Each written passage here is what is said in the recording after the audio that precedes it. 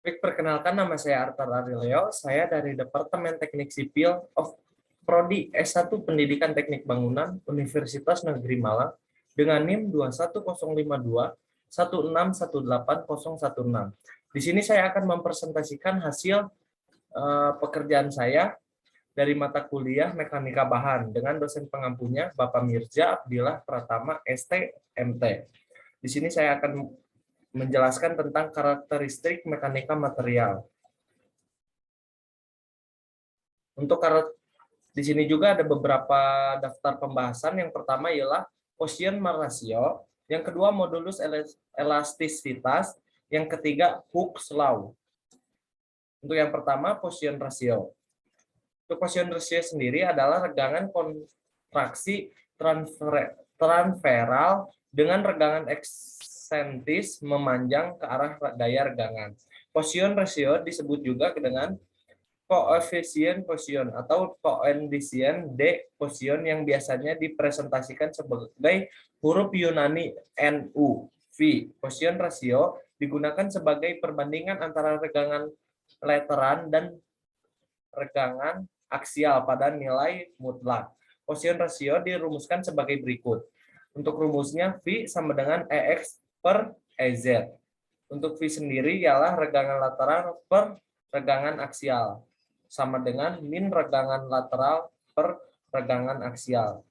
Ada juga EX sama dengan dalam kurung DO min DI min DO dalam kurung per DO. Ada juga EZ sama dengan dalam kurung LI min LO tutup kurung per LO. Efek Poisson ratio atau V yang dialami pada suatu material tidak akan memberikan tambahan tegangan, kecuali apabila deformasi melintang yang ditahan. Untuk nilai Poisson ratio pada berbagai bahan atau material tertulis sebagai berikut. Ada aluminium dengan 0,334 dengan Poisson ratio-nya. Di sini ada material dan Poisson ratio-nya. Ada konkret 0,1 sampai 0,2, gelas soda 0,22, gelas float 0,2 sampai 0,27, limestone 0,2 sampai 0,3, rubber 0,48 sampai 0,5, stainless steel 18/8/8 0,305, steel cast 0,265, steel cold rolled 0,287, steel high carbon 0,295, steel mild 0,303, zinc 0,331. Di sini juga dijelaskan semakin besar nilai Poisson ratio, maka kontraksi yang terjadi pada material juga akan semakin besar. Untuk ilustrasinya seperti ini ada gambar ilustrasi dari kubus. Nah, dijelaskan dari kubus tersebut terdapat penambahan panjang pada arah X di pengurangan panjang pada arah Y dan Z. Regangan yang terjadi dapat dirumuskan sebagai berikut. Di sini juga ada ilustrasi lainnya, ilustrasi vektor rasio Poisson, penjelasan berlabel efek lateral dan longitudinal. Rumus pengukuran fisika untuk menggambarkan ekspansi atau kontraksi material dalam arah tegak lurus. Untuk selanjutnya ini ada ilustrasi lagi, Poisson ratio. Ketika suatu benda diregangkan tarik dalam suatu arah, maka benda tersebut akan cenderung menjadi lebih tipis pada arah lateral. Dan jika benda tersebut dikompres, tekan dalam satu arah, maka benda akan cenderung lebih tebal pada arah lateral. Mayoritas material memiliki rentang Poisson ratio antara 0,1 sampai dengan 0,5 Poisson ratio dengan menggambarkan karakteristik dan sifat masing-masing material. Pada sebuah baja, Poisson ratio 0,3. Hal tersebut memiliki arti bahwa jika ada 1 inci deformasi ke arah tegangan yang diberikan, maka akan terdapat 0,3 inci per inci deformasi yang tegak lurus terhadap arah gaya yang diberikan. Untuk contoh perhitungannya sendiri, di sini ada contohnya. Batang aluminium diameter 50 mm diberi gaya tarik sebesar 100 kilonewton, batang tersebut mengalami pertambahan panjang 0,219 mm untuk panjang ukur 300 mm. Diameter batang berukuran sebesar 0,01215 mm. Hitung tetapan V dan E. Ini diketahuinya dulu ada D sama dengan 0,01215 dan D sama dengan 50. Segitiga L sama dengan 0,219, L sama dengan 300, dan N-nya sama dengan 100 kN. Untuk penyelesaiannya, kita mencari regangan lateral dengan rumus seperti ini, dan dihasilkan angka min 0,000243. Dan kita juga mencari regangan aksial dengan rumus seperti ini, dan dimasukkan nilai-nilai tadi, dan dihasilkan nilai seperti ini, yaitu 0,000073. Untuk Poisson rasionya, V sama dengan regangan lateral per regangan aksial. Tadi sudah ditemukan seperti ini. Kita masukkan ke dalam sini, dan dihasilkan 0,333. Untuk tegangannya sendiri, di sini ada rumusnya seperti ini, dan dihasilkan nilai 50,995 megapascal. Untuk regangannya sendiri dihasilkan nilai 0,00073. Untuk modulus elastisitas yaitu E sama dengan ini per E, dan dihasilkan sebesar 69766 megapascal. Yang kedua adalah ada modulus elastisitas. Modulus elastisitas dapat diartikan sebagai kemampuan suatu benda untuk kembali ke keadaan awal segera setelah gaya luar yang diberikan pada benda hilang. Modulus elastisitas ialah angka yang digunakan untuk mengukur objek atau ketahanan bahan untuk mengalami deformasi elastis ketika gaya diterapkan pada benda. Untuk rumusnya sendiri, modulus elastisitas ini adalah lambang modulus sama dengan tegangan per regangan. Tegangan di sini adalah gaya yang menyebabkan deformasi dibagi dengan daerah di mana gaya yang diterapkan. Dan untuk regangan sendiri adalah rasio perubahan beberapa parameter panjang yang disebabkan oleh deformasi ke nilai asli dari parameter panjang.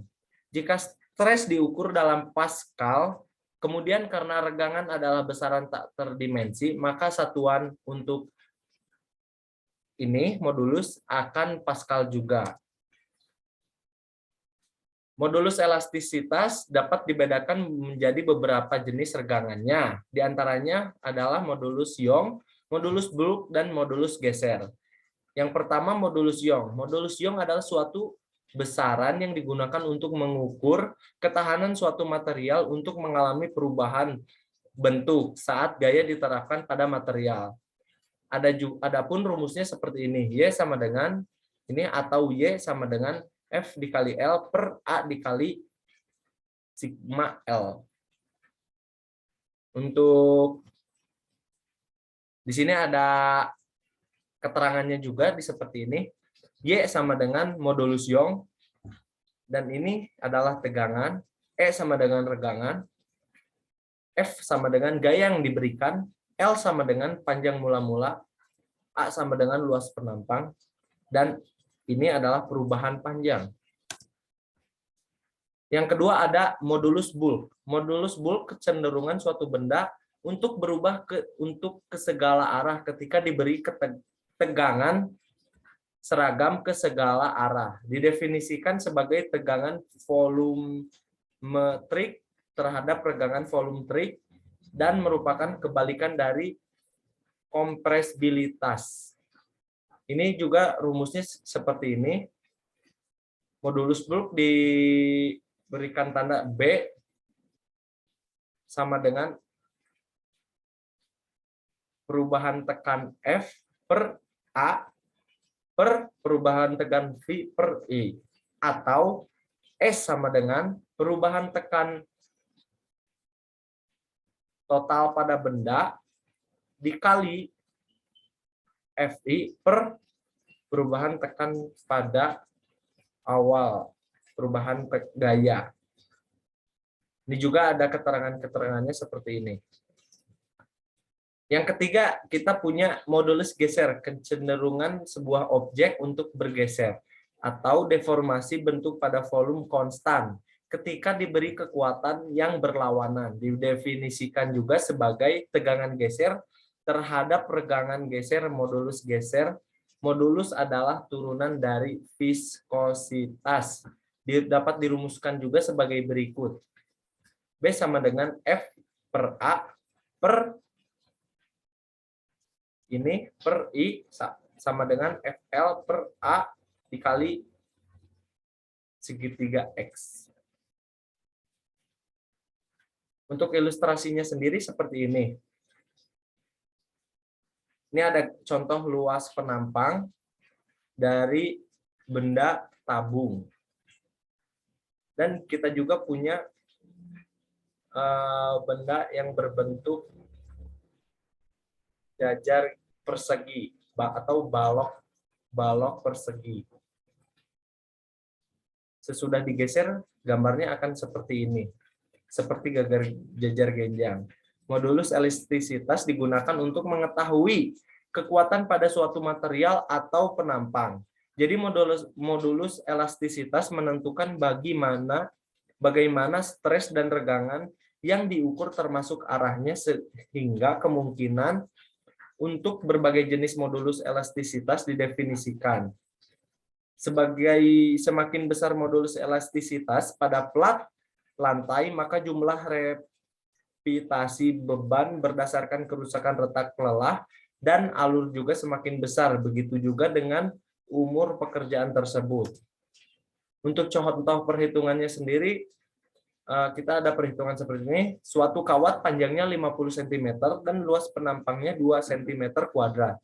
Ada sebuah gaya 50 Newton bekerja pada kawat tersebut, sehingga kawat bertambah panjang menjadi 50,8 cm. Hitunglah regangan atau strain, tegangan atau stres, dan modulus elastisitas. Di sini kita diketahuinya dulu, IO sama dengan 50 cm atau sama dengan 0,5 meter, sama dengan 5 dikali 10 pangkat min 1 meter.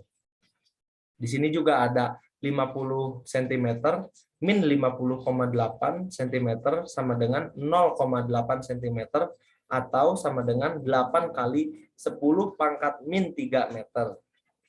Di sini ada A-nya 2 cm kuadrat sama dengan 2 dikali 10 pangkat 4 min 4 meter kuadrat. Untuk F-nya sendiri ialah sebesar 50 Newton. Untuk jawabannya sendiri kita mencari regangan strain atau kawat atau bisa disebut ditandakan sebagai E. Dirumuskan seperti ini, E sama dengan AL per IO sama dengan dimasukkan angka-angka tadi dan dihasilkan angka sebesar 1,6 dikali 10 pangkat min 2. Di sini juga kita mencari tegangan atau stres kawat. Nah, di sini ada F per A sama dengan 50 per 2 kali 10 pangkat min 2 sama dengan kita dihasilkan dari tegangan stres ialah sebesar 2,5 kali 10 pangkat min 5 Newton per meter kuadrat. Untuk modulus elastisitas sendiri, rumusnya seperti ini, dan angka-angkanya tinggal dimasukkan dan menjadi dihasilkan dari modulus elastisitas sebesar 1,6 dikali 107 Newton per meter kuadrat. Yang ketiga, kita ada istilah Hooke's Law. Hooke's Law atau hukum Hooke's adalah hukum yang mempelajari tentang ketentuan gaya yang di dalam benda yang terjadi karena ada sifat elastis. Suatu benda atau pegas, hukum Hooke's dan elastisitas merupakan suatu hal yang saling berkaitan. Untuk secara matematis, hukum Hooke's dapat ditulis sebagai berikut. F sama dengan min K dikali AX, segitiga AX. Untuk F sendiri ialah, untuk F sendiri ialah gaya luar yang diberikan Newton. Untuk K-nya sendiri ialah konstanta pegas. Newton per meter. Untuk segitiga X sama dengan pertambahan panjang M. Terdapat rumus lain untuk menghitung pegas. Untuk menghitung pegas seperti ini rumusnya. Untuk rangkaian pegas paralel seperti ini. Dan untuk energi potensial pegas seperti ini. Untuk selanjutnya, ini adalah salah satu ilustrasi dari hukum Hooke's Law, hukum Hooke. Di sini kita punya pegas dan diberikan F atau gaya tekan, dan di sini juga kita ada diberikan gaya tarik dengan rumus seperti ini. Suatu pegas jika tidak ditarik oleh tangan, maka akan merasakan adanya tarikan dari pegas. Jika pegas ditekan oleh tangan, maka tangan akan merasakan dorongan dari pegas. Hal ini dinamakan gaya pemulihan. Gaya pemulihan adalah kekuatan yang bertindak untuk membawa ke posisi seimbang. Untuk contoh lainnya ialah shock breaker pada kendaraan. Pada kendaraan bermotor, shock breaker pun menggunakan pemanfaatan pegas. Ketika kendaraan bermotor melaju, di jalan berlubang, maka pegas akan bekerja, sehingga dapat meredam guncangan-guncangan yang muncul pada kendaraan bermotor.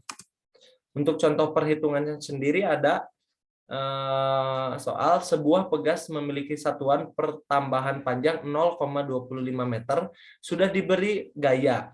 Bila pada pegas bertuliskan 400 Newton per meter, berapakah gaya yang dikerjakan pada pegas tersebut? Di sini kita dilihat diketahuannya ada X sama dengan 0,25 meter, K sama dengan 400 Newton per meter. Yang ditanyakan di sini F atau gaya. Maaf sebelumnya. Untuk rumus gaya sendiri kita tinggal K dikalikan X. Jadi sama dengan gaya sama dengan 400 dikali 0,25. Dan gayanya sendiri ialah hasilnya 100 Newton. Itulah untuk contoh perhitungannya. Sekian dari hasil presentasi saya. Mohon maaf bila ada salah kata. Semoga hasil dari presentasi saya bisa menambah ilmu kalian semua. Terima kasih.